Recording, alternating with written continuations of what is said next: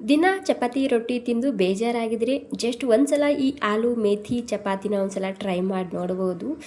ಬರೀ 10 ನಿಮಿಷದಲ್ಲಿ ರೆಡಿ ಮಾಡುವಂತಹ ಒಂದು ಆರೋಗ್ಯಕರ ರೆಸಿಪಿ. ಎಷ್ಟು ಸಾಫ್ಟಾಗಿ ಮೃದುವಾಗಿ ಬಂದಿದೆ ನೋಡಿ. ಹಾಗೆ ಬಾಯಲ್ಲಿಟ್ಟರೆ ಬೆಣ್ಣೆ ಥರ ಕರಗುವಂಥ ಒಂದು ಸ್ಪೆಷಲ್ ಹೆಲ್ತಿ ರೆಸಿಪಿ ಅಂತಲೇ ಹೇಳ್ಬೋದು. 10 ನಿಮಿಷದಲ್ಲಿ ರೆಡಿ ಆಗುತ್ತೆ ಈ ರೆಸಿಪಿ. ಮತ್ತು ನೀವು ಒಂದ್ಸಲ ಟ್ರೈ ಮಾಡಿದರೆ ಖಂಡಿತ ಮತ್ತೆ ಮತ್ತೆ ಮಾಡ್ತೀರಾ, ಯಾಕೆಂದರೆ ಅಷ್ಟೊಂದು ರುಚಿಯಾದ ಹೆಲ್ತಿ ರೆಸಿಪಿ ಇದು. ಇಲ್ಲಿ ನಾನು ಮೊದಲಿಗೆ ಒಂದು 3 ಗ್ಲಾಸ್ ಆಗುವಷ್ಟು ಗೋಧಿ ಹಿಟ್ಟು ತೊಗೊಂಡಿದ್ದೀನಿ. ಅದಕ್ಕೆ ಹಸಿಮೆಣಸಿನ್ಕಾಯಿ ಹಾಗೂ ಶುಂಠಿ ಹಾಕ್ತಿದ್ದೀನಿ ತುರಿದು. ಹಾಗೆ ಒಂದು ಅರ್ಧ ಟೇಬಲ್ ಸ್ಪೂನ್ ಆಗುವಷ್ಟು ಅಜ್ವೈನ್ ಮತ್ತು ಕರಿಬೇವಿನ ಸೊಪ್ಪು ಹಾಕ್ತಿದ್ದೀನಿ. ಹಾಗೆ ಖಾರಕ್ಕೆ ಎಷ್ಟು ಬೇಕಷ್ಟು ಅಥವಾ ರುಚಿಗೆ ನೋಡ್ಕೊಂಡು ನೀವು ಇಲ್ಲಿ ಖಾರನ ಹಾಕ್ಕೋಬೋದು. ನಾನಿಲ್ಲಿ 1.5 ಚಮಚ ಹಾಕ್ಕೊಂಡಿದ್ದೀನಿ ರೆಡ್ ಖಾರದ ಪುಡಿ. ಮತ್ತು ಸ್ವಲ್ಪ ಅರಿಶಿನ ಕ್ವಾಂಟಿಟಿ ಕಮ್ಮಿನೇ ಇರಲಿ, ಕಲರ್ ತುಂಬ ಸರಿಯಾಗಿರುತ್ತೆ ಇದಕ್ಕೆ. ಧನಿಯಾ ಪೌಡರ್ ಹಾಕ್ಕೊಂಡಿನಿ. ಹಾಗೆ ಜೀರಾ ಪೌಡರ್ ಮತ್ತು ಗರಂ ಮಸಾಲ ಎರಡೂ ಒಂದು ಅರ್ಧ ಚಮಚ ಹಾಕ್ಕೊಂಡಿನಿ. ರುಚಿಗೆ ಬೇಕಾದಷ್ಟು ಉಪ್ಪು ಹಾಗೆ ಎಳ್ಳು ಹಾಕ್ತಿದ್ದೀನಿ ಒಂದು ಸ್ವಲ್ಪ.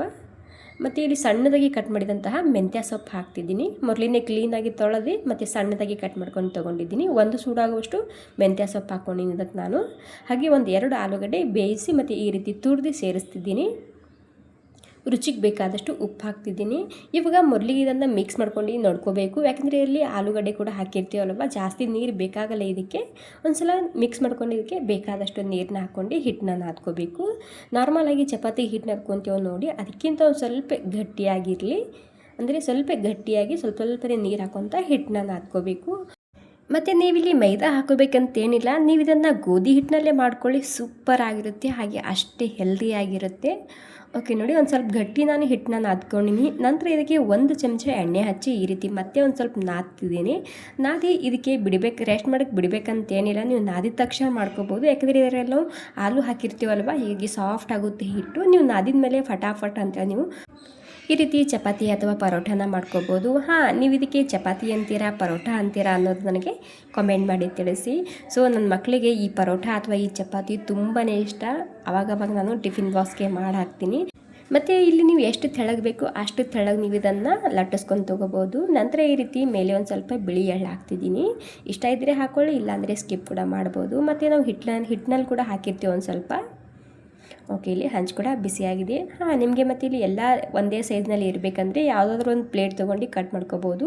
ಅಥವಾ ನಾರ್ಮಲಾಗಿ ನಾವು ಪರೋಠ ಮಾಡ್ತೀವಲ್ವ, ಆ ರೀತಿ ಕೂಡ ನೀವು ಮಡಚಿ ಮಾಡ್ಕೋಬೋದು. ಈ ರೀತಿ ಕೂಡ ನೀವು ಮಾಡ್ಬೋದು. ಯಾವ ರೀತಿ ಮಾಡಿದ್ರೂ ಇದು ಟೇಸ್ಟ್ ತುಂಬಾ ಸರಿಯಾಗಿರುತ್ತೆ ಇದರದ್ದು.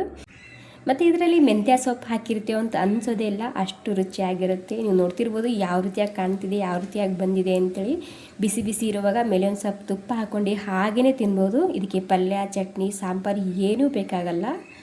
ಎಷ್ಟು ಸಾಫ್ಟಾಗಿ ಮೃದುವಾಗಿ ಇರುತ್ತೆ ಅಂದರೆ ನೀವು ಒಂದ್ಸಲ ಟ್ರೈ ಮಾಡಿ ನೋಡಿ, ಖಂಡಿತ ನಿಮಗೆ ತುಂಬಾ ಇಷ್ಟ ಆಗುತ್ತೆ. ಯಾಕಂದರೆ ಅಷ್ಟೊಂದು ಸೂಪರ್ ಆಗಿರುತ್ತೆ.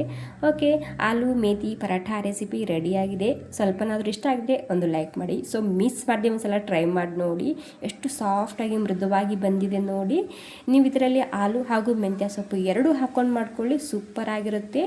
ಬಿಸಿ ಇರುವಾಗ ಜಸ್ಟ್ ತುಪ್ಪ ಹಾಕ್ಕೊಂಡು ತಿನ್ಬೋದು, ಅಥವಾ ಆರಿದ ಮೇಲೆ ಈ ರೀತಿ ಮೊಸರು ಅಥವಾ ಕೆಚಪ್ ಇದ್ದರೆ ಅದ್ರ ಕೂಡ ತಿನ್ಬೋದು.